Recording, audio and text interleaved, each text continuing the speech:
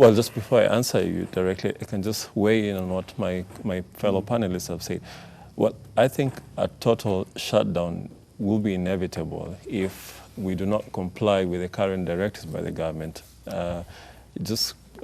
Driving around town, I can see everyone is going about business as usual. There's still gatherings, people are still going to churches, to mosques. No one is heeding to the calls. This thing is very serious.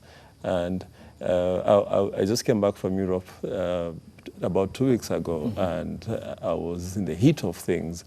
And it's a very serious thing, to the extent where hospitals are being shut down and only catering for coronavirus patients. So here we don't have the capacity to do that. We have a broken healthcare system.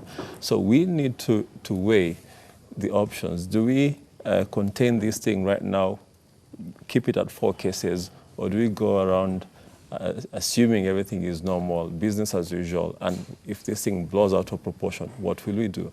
It will definitely crash this economy as we know it.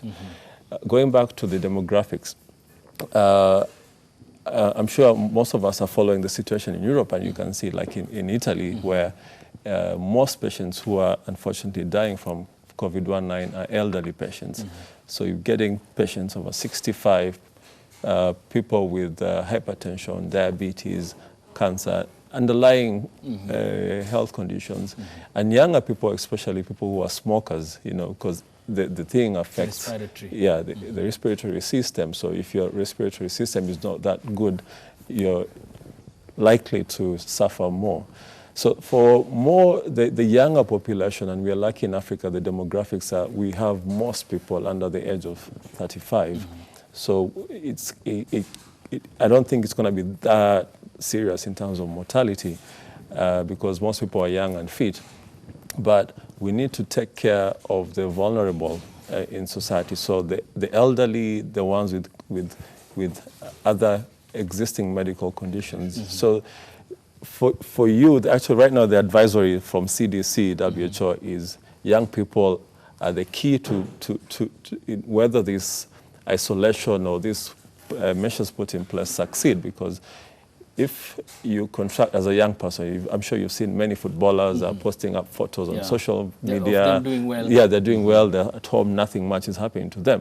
That's what we should be doing. We should be seated at home, because if you go, for example, and visit your grandparents or your parents, and they have 1 or 2 other medical conditions, then you expose them.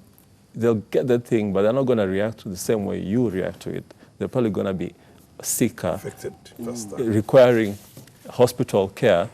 And as Mheshimiwa has said, we have limited ICU bed capacity.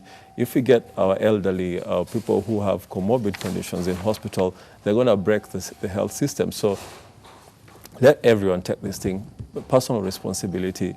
Let's stay home. As they're calling it, social distancing. Let's take it seriously. Let's stay at home.